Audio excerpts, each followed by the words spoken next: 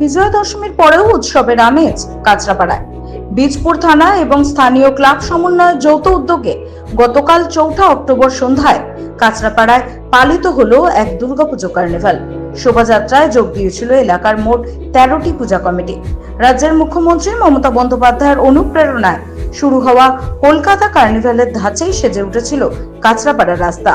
প্রতিটি ক্লাব তাদের সেরা প্রতিমা ও মণ্ডপে সৃজনশীলতার ঝলক তুলে ধরেছিল এই বিসর্জন শোভাযাত্রায়।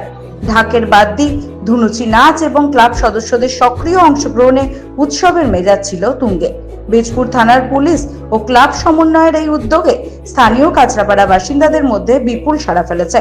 সাধারণ মানুষ রাস্তার দুপাশে ভিড় করে এই চোখ ধাঁধানো শোভাযাত্রা উপভোগ করেন।